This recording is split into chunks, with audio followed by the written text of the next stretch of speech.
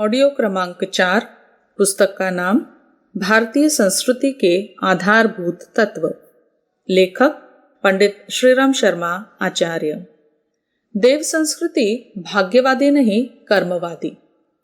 भारत जैसे कृषि प्रधान देश में जहां 3 महीने ही वर्षा होती है और वो भी अनिश्चित सी, अतः वन संरक्षण की ओर पूरा ध्यान नहीं दिया गया, तो हमें निकट भविष्य में अकाल का सामना करने के लिए तैयार रहना चाहिए। विशेषतः भारत जैसे कृषि प्रधान देश के लिए तो वन ही अन्नदाता है। प्राचीन काल में जबकि देश में वनों की बहुलता थी, वनवासी तपस्वियों को समस्त योगक्षेम वनों पर ही आधारित था। भोजन, छाजन, यहाँ तक कि वस्त्र भी जंगलों से ही प्राप्त होते थे। कंदमूल, फल पत्ते आदि का सात्विक आहार बांस, ताड़ एवं वन आदि से कुटी, भोजपत्र से वस्त्रों की आवश्यकता पूरी की जाती थी। गुरुकुलों के आचार्य और राजकुलों के राजकुमार, अभिजात्य वर्ग के छात्र अपने अध्ययन काल में तत्कालीन समाज का प्रबुद्ध वर्ग अपने जीवन का अधिकांश समय वनों में ही व्यतीत करता था। राज्यों की सीमाओं के वन प्रदेश अलंघ्य होते थे। सुरक्षात्मक दृष्टि से किसी भी राज्य के लिए वनों को अत्यंत महत्व था। इसलिए वनों की रक्षा के लिए विशेष चौकी पहरे का प्रबंध होता था। सेना के वाहनों, घोड़े तथा हाथियों का चारा पानी पूर्णतः इन्हीं जंगलों से प्राप्त होता था। यदि यह कहे कि प्राचीन भारत के समस्त निवासियों को भरण पोषण जंगलों पर ही आधारित था, तो कोई अतिशयोक्ति न होगी। आज भी ईंधन, इमारती लकड़ी, औषधि, जड़ी बूटी, गोंद, लाख, मधु तथा अन्य महत्वपूर्ण उद्योगों को कच्चा माल वनों से प्राप्त होता है। बीड़ी का तो समस्त उद्योग जंगलों पर ही निर्भर है। इस भांति देश की जनसंख्या के अधिकांश भाग की रोटी रोजी जंगलों से ही चलती है। विदेशी पर्यटकों के लिए भारत के जंगल अफ्रीका महाद्वीप के जंगलों से अधिक विचित्र और अधिक मनोहर हैं। जंगलों के शांत और निरापद वातावरण में भारतीय तत्वदर्शियों ने प्रकृति के गहनतम रहस्यों का अध्ययन किया है। श्री समृद्धि के कुबेर इन वन प्रदेशों को संरक्षण जनता एवं सरकार दोनों को अनिवार्य उत्तरदायित्व है, किंतु यह उत्तरदायित्व केवल सरकार पर ही नहीं छोड़ा जा सकता। सरकार के काम ढंग से होते हैं और सरकार भी तो जनता के आदमियों द्वारा ही चलती है। वनों का महत्व समझ लेने पर सरकार व जनता दोनों की तरफ से वन संरक्षण का काम हो सकता है। सरकार भी वनों से लाभ उठाने के लिए ठेकेदारों को लकड़ी कटाई के ठेके देती है। उनमें भी पूरी सावधानी रखने की आवश्यकता है, नहीं तो वन की सघनता को खतरा उत्पन्न हो सकता है। वनों की अंधाधुंध कटाई रोककर उन्हें सघन बनाने का प्रयास होना चाहिए। यदि हम वन क्षेत्र को बढ़ा न सके तो कम से कम उन्हें विरल होने से तो रोकना ही चाहिए। अभी तक अधिकांश जनता खाना पकाने के लिए लकड़ी तथा लकड़ी के कोयले जलाती है। इससे हमारी वन संपदा को बहुत हानि पहुंचती है। इसी गति से यदि ईंधन की खपत होती रही तो निकट भविष्य में हमारे सामने ईंधन की समस्या विकराल होकर आएगी। अतः भोजन पकाने में कम से कम ईंधन लगे, ऐसी पद्धति को अपनाया जाना आवश्यक है। भाप द्वारा पकाए जाने की विधि में लगभग 1/3 ईंधन खर्च होता है। नगरवासियों के लिए भाप द्वारा भोजन पकाने के उपकरण महंगे होते हुए भी ईंधन की बचत को देखते हुए सस्ते ही पड़ते हैं, अतः इनका उपयोग करना लाभकारी है। जहां फलों के बगीचे लगाने की सुविधा है, जलवायु अनुकूल है, वहां खाद्यान्न तथा अन्य फसलें न उगाकर फलों की बगीचे लगाने पर ही कृषकों को ध्यान देना चाहिए। यो भी कम उपजाऊ भूमि पर आम, अमरूद, बेर आदि के बाग लगाकर अधिक व स्थायी लाभ कमाया जा सकता है। इस प्रकार देश की वनस्पति संपदा में अभिवृद्धि होगी।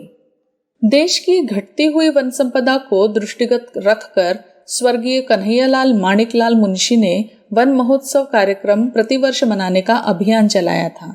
किंतु वह अभियान अभी तक सरकारी क्षेत्रों तक ही सीमित होकर रह गया है। यह अब भी प्रतिवर्ष मनाया जाता है, पेड़ लगाए जाते हैं, किंतु यह मात्र आंकड़े करने की बात बनकर रह गई है। इसे जनता का अभियान बनाने की आवश्यकता है। प्रत्येक समझदार व्यक्ति को अपने इस दायित्व को समझना चाहिए। हम अपने खाने जितना अन्न उगाते हैं या नहीं उगाते तो उसे मेहनताना देते हैं। यह भी कर्तव्य है कि हम जितनी प्रकृति प्रदत्त लकड़ी जलाते हैं उतनी प्रकृति प्रदत्त लकड़ी जलाते ही वन संपदा की वृद्धि भी करें, नहीं तो एक प्रकार का प्रकृति द्रोह व भावी संतति के हित में अपराध होगा। हम उनके हक पर डाका डाल गए।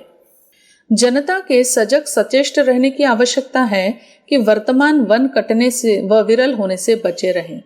वृक्षारोपण परम पुनीत कार्य है। पुण्य लाभ हर कोई व्यक्ति कर सकता है। कम से कम जितनी लकड़ी काम में लेते हैं उतनी क्षतिपूर्ति तो हमें करनी ही चाहिए। 15वीं शताब्दी में जबकि देश पर मुस्लिम शासकों का आधिपत्य था, शेर शाह, अकबर, जहांगीर आदि मुस्लिम सम्राटों ने समस्त राजपथ के दोनों ओर विशाल और सघन छायादार वृक्ष लगवाए। स्थान स्थान पर नवीन उद्यान लगाकर देश की श्री और सुषमा की अभिवृद्धि की। कश्मीर का शालीमार एवं निशात बाग आज भी इसके साक्षी हैं। पिछली 2 शताब्दियों में वृक्षों को बड़ी निर्दयता से काटा गया है, जिसका दुष्परिणाम आज हमारे सामने है। किसी समय वृक्ष के स्वतः सूख जाने पर उसकी लकड़ी काम में लाई जाती थी, किंतु पिछली इन 2-3 शताब्दियों में तो सैकड़ों वर्ग मील में फैले वनों को काटकर काश्त की जा रही है, जो कि राष्ट्रीय स्तर पर कोई अधिक मुनाफे का सौदा साबित नहीं हुई है। बढ़ती हुई आबादी को पैदा करने की दृष्टि से यदि इसे उचित मान भी लिया गया तो दूसरी ओर मरुस्थल का बढ़ना, चारागाहों की कमी तथा वर्षा की कमी घोर व्यापक विभीषिका बनती जा रही है। किंतु संतोष है कि देश के कुछ मनीषियों का ध्यान इस ओर आकृष्ट हुआ। उन्होंने वर्षा तथा वनों को एक दूसरे का पूरक सिद्ध करके सरकार का ध्यान इस ओर आकर्षित किया। रोम, बेबीलोन तथा फारस के विद्वानों ने वर्षा के लिए वनों के संरक्षण को प्रमुख उत्तरदायित्व बताया और अपने देश की सरकारों को इस बात के लिए बाध्य किया कि राष्ट्र की समृद्धि के लिए वृक्षारोपण एवं वन संरक्षण को प्रमुख राजकीय उत्तरदायित्व समझा जाए। भारतवर्ष में भी पूर्व खाद्य मंत्री श्री कन्हैयालाल माणिकलाल मुंशी जी ने वृक्षारोपण की योजना बनाई और अधिक वर्षा के लिए वन महोत्सव आंदोलन का शुभारंभ किया। आज परिस्थितियों का तकाजा है कि हम इस आंदोलन को अपना पुनीत कर्तव्य एवं अनिवार्य उत्तरदायित्व समझें और तन मन से सरकार को सहयोग देकर राष्ट्र को सुखी एवं समृद्ध बनाने में भागीदार बने।